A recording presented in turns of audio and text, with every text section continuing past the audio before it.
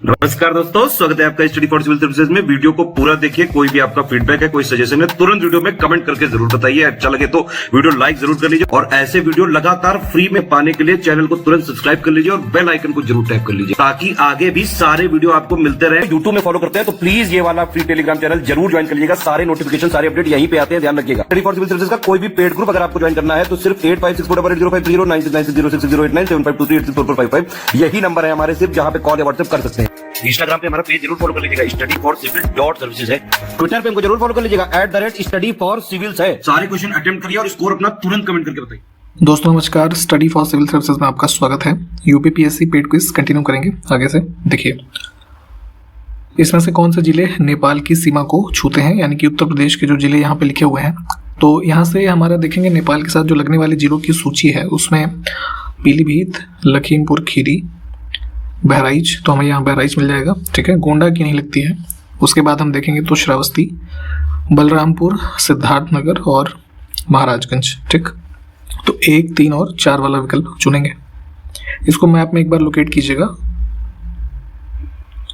अब देखें, आज़ादी के बाद अगर हम बात करें उत्तर प्रदेश की प्रथम विधानसभा जो है उसका गठन कब किया गया था, तो ये ध्यान दीजिएगा, हमारे 2 हाउसेज हैं, विधानसभा भी है, विधान परिषद भी है उत्तर प्रदेश में, ठीक है। तो अगर हम पहले विधानसभा की बात करें, जो एमएलएज होते हैं, तो उनका यह हाउस कॉन्स्टिट्यूट हुआ, इलेक्ट होकर के 8 मार्च 1952 को।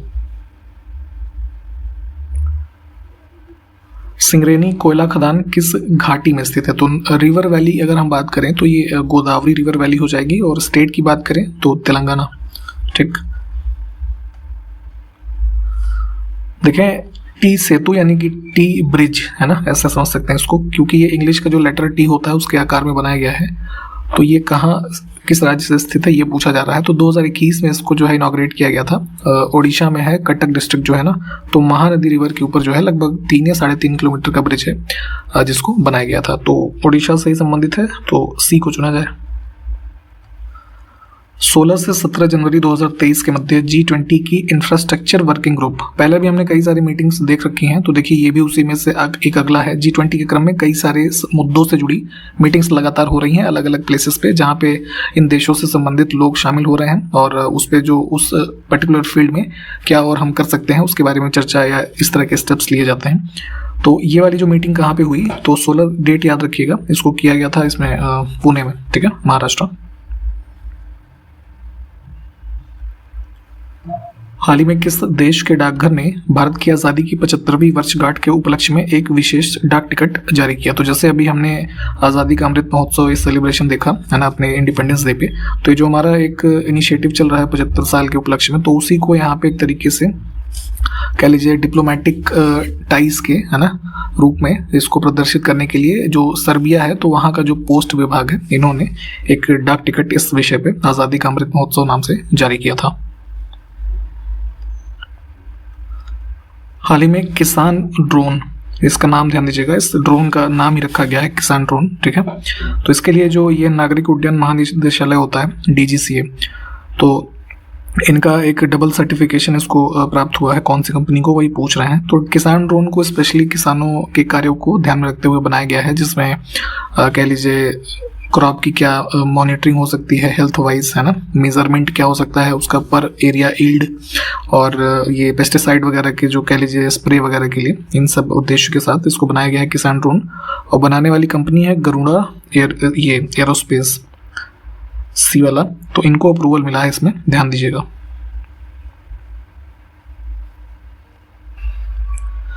किस देश के खिलाड़ी डेविड वार्नर, इन्होंने अपने 100वें टेस्ट मैच में दोहरा शतक बनाने वाले विश्व के दूसरे बल्लेबाज बन गए हैं। तो ये तो है ऑस्ट्रेलिया के। पहला ऐसा बल्लेबाज कौन था, जरा ये आप हमको कमेंट के माध्यम से बताइए जरा। हाल ही में फास्ट पेट्रोल वेसल ICG, ठीक है, ICG से मतलब है इंडियन कोस्ट गार्ड, जो हमारे तटरक्षक बल हैं, तो उनका ही एक पेट्रोलिंग वेसल, जो मतलब वहाँ पर निगरानी करने के लिए जो व्हीकल्स होते हैं उसको इस नाम से जानते हैं, पेट्रोल वेसल। तो एक नया जो है कमीशन किया गया है कमला देवी नाम से, ठीक। तो किस जगह पे किया गया है या किस कोस्ट पे, तो इसको वेस्ट बंगाल कोलकाता में किया गया, ठीक। तो ध्यान रखेंगे, कमला देवी नाम इसका है। जनवरी 2023 में भारत और किस देश ने राजनयिकों यानी कि जो डिप्लोमेट्स होते हैं, स्पेशली जो फॉरेन सर्विसेज से संबंध रखते हैं, तो इनके प्रशिक्षण में सहयोग बढ़ाने के लिए दूसरे देशों के डिप्लोमेट्स के, ठीक है, तो किस देश के बीच जो है भारत के साथ समझौते ज्ञापन पर हस्ताक्षर किए गए? तो ये देश है आपका पनामा, ठीक है। विकल्प ए को चुनेंगे। हेनले पासपोर्ट इंडेक्स जारी किया जाता है प्रतिवर्ष, तो जिसमें पासपोर्ट्स जो भी जिसके जितने शक्तिशाली हैं उसकी ये रैंकिंग दी जाती है, ठीक है। तो सबसे जो शक्तिशाली तो खैर जापान का ही होता है, ठीक है। वीज़ा फ्री है जो आप देखते हैं ट्रैवल्स के मामले में, जापान टॉप पे है। भारत की रैंकिंग 2023 का जो भी लेटेस्ट आंकड़ा आया है उसमें 85th बताई गई है।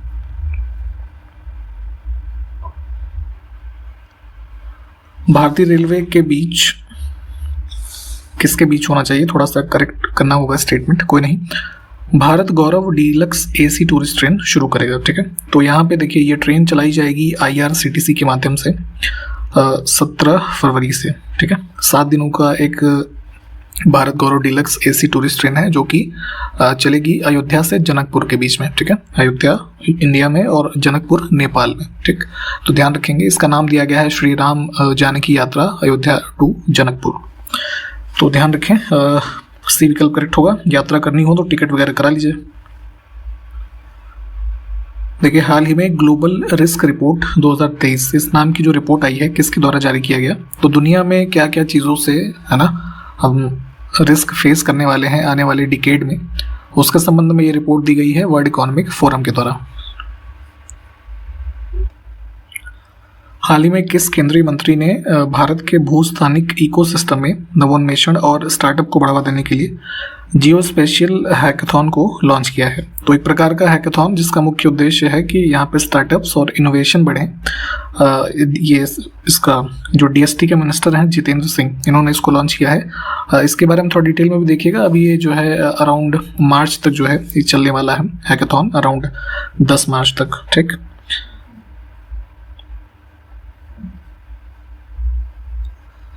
दिल्ली सल्तनत में चहलगानी के सदस्य किससे संबंधित थे ये बताना है। तो आपको हिस्ट्री में शायद आपने पढ़ा होगा इल्तुतमिश ने जो है ये दल चालिशा या फिर अमीर चहलगानी भी इसको कहा जाता था।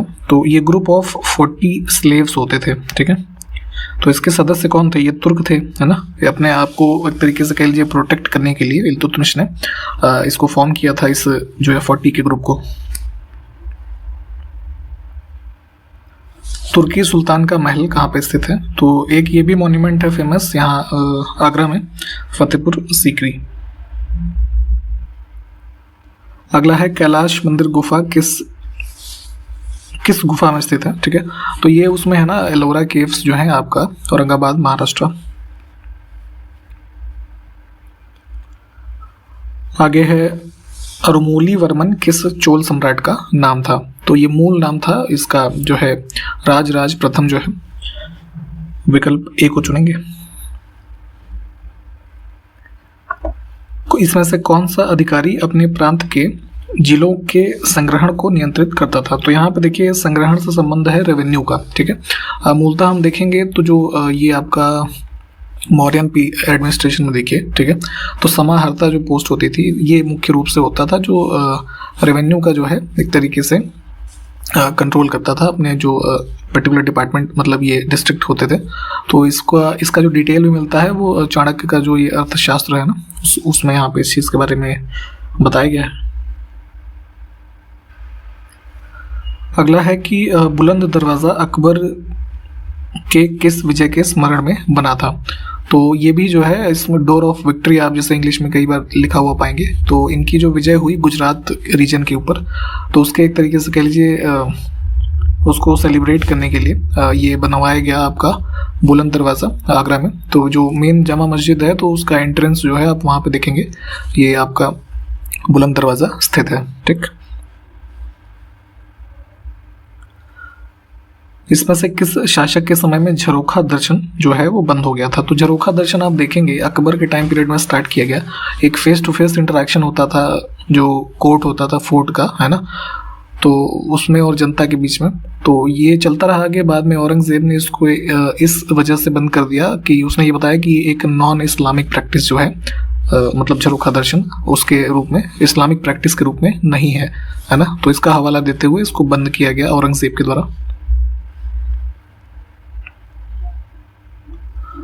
आगे देखें, डायमेकस जो एक राजदूत था, तो सीरिया के दरबार से किसके दरबार में भेजा गया था? तो देखेंगे आप एंशिएंट हिस्ट्री जब पढ़ेंगे तो ग्रीक एक तरीके से ये हुआ आपका एम्बेसडर, जिसको भेजा गया था बिंदुसार के कोर्ट में, ठीक है। और भेजने वाला जो शासक था उसका नाम था एंटियोकस, है ना, इसको भी ध्यान रखिएगा।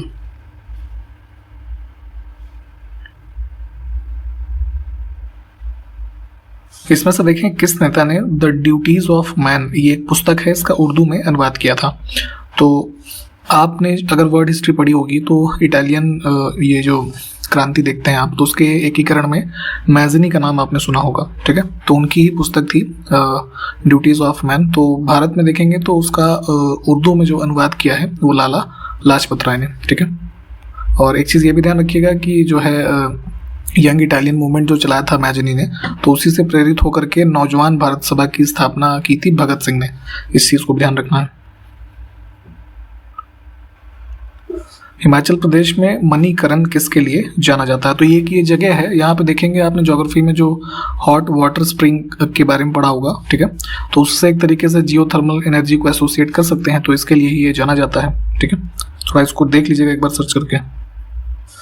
देखिए आपने सब्सिडी के बारे में सुना होगा, ठीक है। सरकार जो किसी भी चीज़ पे सब्सिडी देती है तो क्या होता है वो, तो उसी की परिभाषा यहाँ पे लिखी है कि कृषि के संदर्भ में अगर हम इसका सब्सिडी का तात्पर्य देखें तो वो ये है कि किसानों को बाजार मूल्य की तुलना में लोअर, यानी कि जो सामान मान लीजिए बाजार में 100 रुपये का है, तो अगर उस पर सब्सिडी मिल गई कुछ 10, 20, 50 रुपये, तो उससे कम मूल्य पर ही तो उस पर उसको जो पर्टिकुलर चीज़ है उसका इनपुट मिल रहा है ना। तो ये होती सब्सिडी, तो ध्यान रखेंगे, विकल्प ए हमारा करेक्ट हो जाएगा। आगे देखें, इसमें से किसकी एक पुस्तक है 12वीं शताब्दी ईस्वी की, ठीक है, अपराजित प्रजा, ठीक है। इस पुस्तक का नाम ध्यान रखिएगा। तो इसमें 9 प्रकार के शासकों का वर्णन किया गया है। तो ये जो है इनकी पुस्तक है भुवन देव की, डी विकल्प करेक्ट हो जाएगा। और इसमें देखेंगे तो मुख्य रूप से वास्तुकला, है ना, आर्किटेक्चर और आर्ट, है ना, जो नॉर्मल आर्ट होती है, इसके बारे में, इससे संबंधित जो 9 प्रकार के ये शासकों का वर्णन किया गया है इसमें मिलता है। तो संस्कृत की एक पुस्तक है, इसको भी ध्यान रखेंगे। आगे देखें, नॉर्मन बोरलॉग को विश्व में हरित क्रांति का जनक कहा जाता है, ग्रीन रेवोल्यूशन, जो स्पेशली भारत में भी आप देखते हैं वीट प्रोडक्शन बढ़ाने को लेकर के शुरू किया गया। तो ये किस देश से संबंधित है ये बताना है, तो ये है यूएस। 17 दिसंबर 1928 को भगत सिंह, आज़ाद और इसमें से एक और कौन है, इन्होंने एक पुलिस अधिकारी जॉन सैंडर्स जो था, इसकी हत्या की, जो लाला लाजपत राय की मृत्यु का कारण बनने वाले लाठीचार्ज में शामिल था। तो आपको पता है लाठीचार्ज से लाला लाजपत राय की मृत्यु हो गई थी आगे चल करके। तो उसी के विरोध में यहाँ पे ये जो हत्या की, इसमें कौन शामिल था? राजगुरु इनके साथ।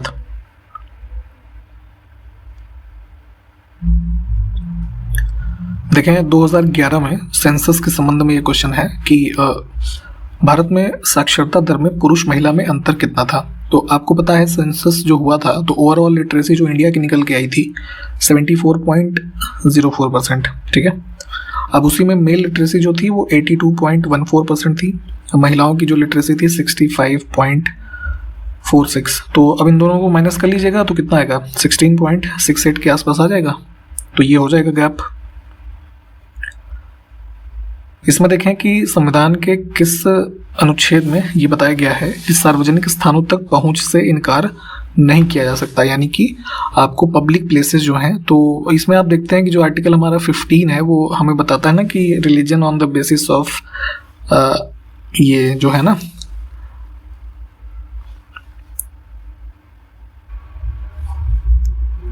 Religion, race, caste, sex and place of birth. तो ये मुख्य रूप से बातें बताई गई हैं कि इनके आधार पर किसी के साथ जो है विभेद नहीं किया जाएगा। तो उसी के और जो सब क्लासेस देखेंगे तो उसी में एक्सेस टू पब्लिक जो रेस्टोरेंट है, शॉप्स, वेल, टैंक, ये सब के बारे में प्रावधान बताया गया है। तो बी को चुनेंगे। इसमें देखें अब गलत कथन को चुनना है।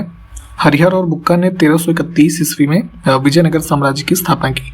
तो यहाँ दक्कन प्लेटू में आप देखते हैं कि विजयनगर जो संगम डायनेस्टी के टाइम में ये स्थापित हुआ इंडिपेंडेंट किंगडम के रूप में 1336 में हुआ था। ठीक है, ये गलत हो जाएगा।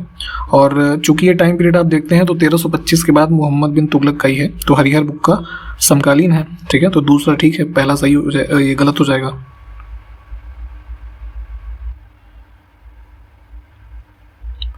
एक त्योहार है डोल जात्रा, जो कि कहाँ मनाया जाता है, असम में, और इसकी शुरुआत की था शंकर देव ने की थी। ठीक है, वही यहाँ पे लिखा हुआ है, तो इसमें सी विकल्प को चुनेंगे। इसमें देखें कौन से बिंदु बौद्ध और जैन धर्म की उत्पत्ति के कारण है।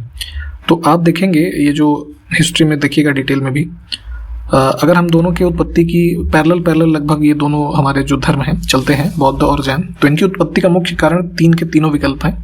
पूर्वोत्तर भारत में आप देखेंगे क्योंकि यहाँ पे भी डोमिनेशन आपको ज़्यादा देखने को मिलता है, जैसे नॉर्थ ईस्ट आज का वर्तमान का है। ठीक है, और इधर उत्तर भारत के भी शहर, तो यहाँ पे नए शहरों का उदय, अहिंसा के सिद्धांत का अभ्यास करना लोगों के द्वारा, यानी कि इतनी लड़ाइयाँ होती थी पहले, तो उसी में से लोगों ने फिर नॉन वायलेंस का जो तरीका है कई सारे लोग अपनाने लगे, कई सारे शासक। और जो ब्राह्मणों का वर्चस्व था तो उसके अगेंस्ट में जो क्षत्रिय थे उनका एक जो रिएक्शन देखने को मिला, तो कहीं ना कहीं उसने भी पैटर्नेज दिया इन बुद्धिस्ट और जैन है इनको, तो ये सब के सब जो है कारण रहे। तो यहाँ पे डी विकल्प को चुनेंगे। इसमें देखिए बादशाहनामा के संदर्भ में सही कथन को चुनना है। तो ये पुस्तक जो मध्यकालीन इतिहास में लिखी गई, लेखक इसके हैं अब्दुल हमीद लाहौरी, ये तो ठीक है। मुगल सम्राट अकबर के शासनकाल का विस्तृत विवरण ये नहीं देता है, ये संबंधित है शाहजहां के शासनकाल से, तो सिर्फ दूसरा सही है। देखें संविधान में जो प्रदत्त न्याय की अवधारणा है, कॉन्सेप्ट ऑफ जस्टिस, ठीक है, तो उसके संबंध में हमको गलत कथन को चुनना है। तो जस्टिस हमारा किन चीज़ों से इंश्योर हो रहा है, हमारे कॉन्स्टिट्यूशन के प्रावधानों के माध्यम से। हमें वयस्क मताधिकार के प्रावधान द्वारा राजनीतिक न्याय सुनिश्चित किया गया है, तो बिल्कुल ठीक बात है। हम जो एडल्ट हमें सफरेज मिला हुआ है वोट डालने का अधिकार, तो पॉलिटिकल जस्टिस उससे हो रहा है क्योंकि सबको समान अधिकार है वोट डालने का। अनुच्छेद 15 और 17 के तहत सामाजिक न्याय की गारंटी दी गई है, तो ये भी कहीं ना कहीं अभी जैसे हमने ऊपर बात की अभी अनुच्छेद 15 की, और 17 में जो एबॉलिशन ऑफ अनटचेबिलिटी वाला है, ठीक है, तो सोसाइटी में जो हमें इक्वालिटी मिल रही है, ठीक है, तो ये भी इंश्योर किया गया है। और इकोनॉमिक जस्टिस की अगर बात करें तो ये इसमें भाग 4 यानी कि डीपीएसपी में आप देखेंगे तो कई सारे प्रावधान किए गए हैं, जैसे कि अमेंडमेंट भी किया गया जिसमें लोगों को समान वेतन पे कार्य करने का अधिकार है ना, इस तरह के प्रावधान जो बताए गए हैं, एक मिनिमम जो वेज होना चाहिए उसका अधिकार, तो ये सब चीज़ें भी इंश्योर की गई हैं। ठीक है, तो यहाँ पे कोई नहीं गलत होगा, इसमें हम डी विकल्प को चुनेंगे। तो इसको आप इस तरीके से भी समझ सकते हैं, जैसे प्रियम्बल अगर आपको याद हो तो सेकंड पैरा आप पढ़ते हैं ना कि वहाँ पे जब बात आती है कि जस्टिस, 3 प्रकार के जस्टिस की बात होती है ना, सोशल, इकोनॉमिकल और पॉलिटिकल। तो पॉलिटिकल हमको कहाँ से मिल गया, ऑप्शन ए से, सोशल मिल गया बी ऑप्शन से, इकोनॉमिकल मिल गया सी ऑप्शन से। तो हमारा जो जस्टिस का कॉन्सेप्ट है प्रियम्बल में बताया गया है मान लीजिए, तो यहाँ से तीनों से पूरा हो रहा है। ठीक है,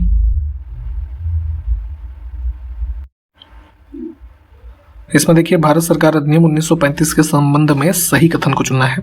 तो बड़ा एक लंबा डॉक्यूमेंट था ये, देखेंगे आप, लगभग जो है इसमें 321 सेक्शन के आसपास जो है दिए थे, 10 शेड्यूल थे, तो कई सारे प्रावधान थे इसमें। ठीक है, तो उसी क्रम में इसने प्रांतों में द्वैध शासन यानी कि जो डायरकी थी उसको अबॉलिश किया। और इसमें तो ये बात ठीक है क्योंकि इसको अबॉलिश करके जो प्रोविंशियल ऑटोनॉमी है उसका कॉन्सेप्ट लेकर के आए थे। और इसने पृथक निर्वाचन मंडल प्रदान करके सांप्रदायिक जो प्रतिनिधित्व था उसके सिद्धांत को बढ़ावा दिया। तो ये बात भी ठीक है, जैसे पहले भी हमने बात की हुई है कि मुस्लिम्स को सबसे पहले सेपरेट इलेक्टोरेट देते हैं ना 1909 में, उस वाले एक्ट में। तो धीरे धीरे ये चीज़ें बढ़ती रहीं, बाद में देखेंगे तो इस एक्ट में भी जो सेपरेट इलेक्टोरेट दिया गया, इनको डिप्रेस्ड क्लासेस, वुमेन, लेबरर्स है ना, इन सबको भी दिया गया था। तो दोनों कथन हमारे जो है वो ठीक हो जाएंगे। देखें इसमें से कौन सा राज्य पूर्व में केंद्र शासित प्रदेश के रूप में था, है ना, तो मतलब जो भारत के अब राज्य बन चुके हैं, तो पहले देखेंगे तो हिमाचल प्रदेश, मणिपुर और त्रिपुरा, ये सब यूनियन टेरिटरीज रहे थे। मणिपुर नहीं था, मणिपुर डायरेक्टली जो है हमारा एक स्टेट बना है in the year 1975, 36th amendment जो है उसको देख लीजिएगा। तो 1, 2 और 4 डी विकल्प को चुनेंगे। देखें, तांत्रिक उपासना के संदर्भ में सही कथन को चुना है। तो वैदिक पीरियड में अब देखते हैं जब तांत्रिक उपासना का जो मेंशन हमें जैसे इससे अथर्ववेद में भी मिलेगा, ठीक है। तो तांत्रिक प्रथाएं महिलाओं और पुरुषों के लिए उपलब्ध थी, ठीक है, दोनों के लिए इस चीज़ों की प्रैक्टिस की जाती थी। और इस साधना में जो लोग इसकी प्रैक्टिस करते थे तो वेदों की जो अथॉरिटी थी, है ना, उसका अधिकार था, उसकी अक्सर उपेक्षा करते थे। तो ये बात भी ठीक है, दोनों कथन ठीक है। चाहे तो इसे डिटेल में थोड़ा पढ़ लीजिएगा ढूंढ के। हमारे जो क्लासिकल डांस हैं उसमें से एक है कुचिपुड़ी। कहाँ प्रैक्टिस किया जाता है? आंध्र प्रदेश में। तो इस नृत्य की एक प्रसिद्ध प्रतिपादक कौन है? तो ये है शोभा नायडू। देखिए, निवारक निरोध कानून के बारे में बात हो रही है, प्रिवेंटिव डिटेंशन लॉ। तो इसका सबसे एग्जाम्पल जो लॉ एक बना है भारत में, कौन सा है? National security act. अगर किसी से थ्रेट है मान लीजिए हमारे नेशनल सिक्योरिटी को, तो प्रिवेंटिव डिटेंशन के रूप में, है ना, उसको पहले ही गिरफ्तार कर लिया जाता है। तो उसके संबंध में अगर हम गलत कथन को देखें तो अगर किसी को नज़रबंद किया गया है यानी कि गिरफ्तार किया गया है तो उसके आधारों को उस जो नज़रबंद जिस व्यक्ति को किया गया है उसको सूचित किया जाना चाहिए। तो ये प्रावधान है इसमें, ठीक है, ये बात ठीक है। लेकिन दूसरा कथन गलत हो जाएगा कि केवल संसद को। तो ऐसे शब्दों को चुना करिए, अगर केवल लिखा है ना, तो ये सब बड़े खतरनाक होते हैं। यहीं पे स्टेटमेंट गलत या सही होता है। तो संसद को निवारक निरोध पर कानून बनाने का अधिकार है, ऐसा गलत है।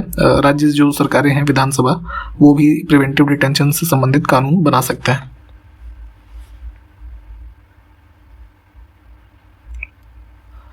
यहाँ पे 4 ऑप्शंस में चीज़ें लिखी हुई हैं और हमें उस तत्व की पहचान करना है जो गैस के रूप में मौजूद नहीं होते। तो देखिए, गैस होती है फ्लोरीन, है ना। तो फ्लोरीन जहाँ जहाँ पे है उसको काट दीजिए तो बच जाता है सिर्फ ऑप्शन 1। कैल्शियम, एल्युमिनियम, सोडियम, ये सब गैस अवस्था में होते नहीं है। फरवरी 2022 में भारत के पहले राष्ट्रीय समुद्री सुरक्षा समन्वयक के रूप में किसे नियुक्त किया गया? तो हमारी जितनी भी ये मैरीटाइम बाउंड्री है ना, कोस्टल लाइन, तो उसमें जो भी सिक्योरिटी फोर्सेस कार्य कर रही हैं, जो भी सिस्टम्स कार्यरत हैं, तो उन सब के एक चीफ कोऑर्डिनेटर के रूप में, है ना, मैरीटाइम सिक्योरिटी कोऑर्डिनेटर के रूप में पहली अपॉइंटमेंट जो हुई थी, इनका नाम है जी अशोक कुमार। तो ये नाम इंपॉर्टेंट है, अभी ध्यान रखिएगा।